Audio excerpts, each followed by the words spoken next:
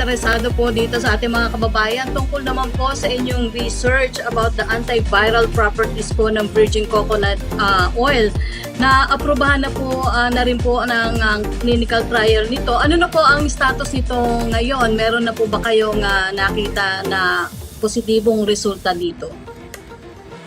Hindi pa po kasi ang sumunod po sa approval ng Ethics Board yung training ng personnel po ng mga nasa ospital. Lalong-lalo na po yung nasa Santa Rosa Community Hospital dahil yung kanila pong mga cases doon, ito po yung mga PUIs at saka yung mga suspected cases. Pero meron na po sila mga sintomas, yung mga inuubo at saka nahihirapang huminga. So ang achievement po natin so far, bukod sa pagkaroon tayo ng approval ng Ethics Board, ay nagkaroon na po kami ng agreement sa lahat ng parties that are involved.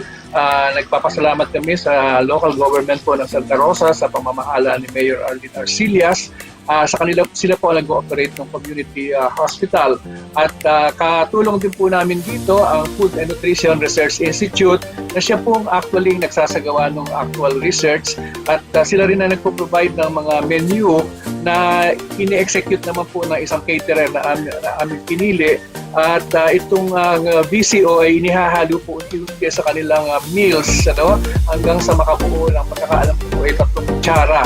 At katulong din po namin dito ang Philippine Coconut Authority na siyang nagbibigay naman po ng supply ng unbranded virgin coconut oil at bukod pa po doon ay tumutulong silang magpondo dito sa research na ito. Aabot po ng 28 days kasi noong Martes lang po natapos yung training ng mga personnel sa hospital. Yun po kasama na po yung dietitian, yung po medical technologist at ngayon po, ongoing ang enrollment ng mga pasyente. Nais po namin makabuo ng 45 participating patients doon sa Santa Rosa at 45 naman din po na yung hindi bibigyan ng VCO para ma-compare. Sa PGH po, inaasahan namin na bago mag-Lunes ay magkaroon na ng approval ng Ethics Board ng UP Manila pero ready na po sila doon sa gagawing trials. Meron na rin po tayong naipadalang sample ng mga derivatives ng coconut oil sa isang testing facility abroad na kung saan meron silang collection itong SARS-CoV-2 virus na siyang pinanggalingan po ng COVID-19 dahil po kailangan makita natin kung sa in vitro trials na yan ay malakas ang aksyon at mapapababa po ng ating mga materialis na ipinadala doon yung infectivity po ng virus nila doon. So, yan po ang estado ng tungkol sa virgin coconut oil.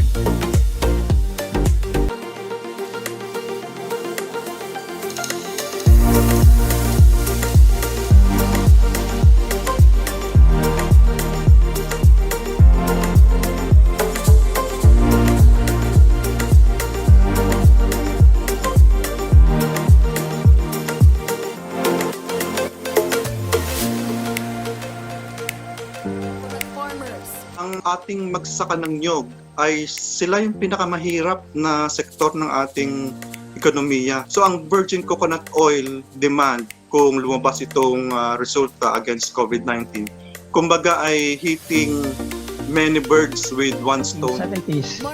And it was shown that VCO, in particular the compounds which VCO produces when you ingest it, are active against some viruses. So, and some of these viruses are also lipid-layered viruses with spike proteins, similar to what we have in COVID-19. So there's a lot of evidence that the compounds that are produced when you ingest coconut oil, so when you ingest coconut oil, the lipase in your body will release compounds such as lauric acid and monolaurin. And these compounds have effect against lipid-coated viruses. Well, how do the viruses react to lauric acid? Right, how do the viruses react to monolaurin and lauric acid? Well, the simplest analogy is we're always told to wash our hands. And the reason why washing hands is effective against the virus is because the soap or the surfactants destroy the coating on the virus. It's a lipid-coated virus, and so that's how it destroys the the virus. Now, in fact, a similar effect happens when you ingest coconut oil.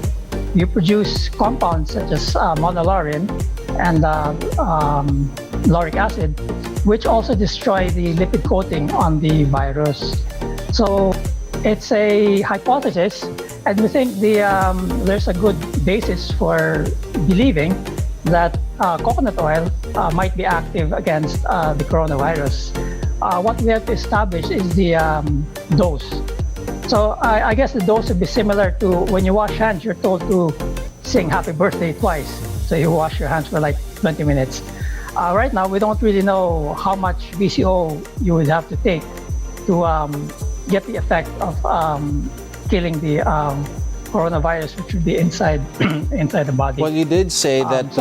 that is the experiment that needs to be done. Right, you did say that VCO has been effective against some viruses, but has it been effective to, like, say, SARS, which is a bit closer to the virus that we're dealing with right now? Well, SARS was 2003. And in fact, we did not really have a problem with SARS in the Philippines. So it never came to the point that, we would have to study VCO against SARS. And at that time, VCO wasn't so popular yet. So today, we're much more aware regarding what VCO can do. So for example, in the graphic that we have, you have the COVID-19 virus, and you have there the lipid bilayer. And the effect of the compounds from coconut oil against the lipid bilayer is similar to what happens when you wash your hands, where the surfactant in the soap will also destroy the lipid layer on the dirt. So the effect is really a physical attack on the layer, on the lipid layer of the virus. Now, the DOST and the UPPGH have started studies about this, I believe, April, based on the protocols that you came up. Now, how is it being tested, and how is the test going?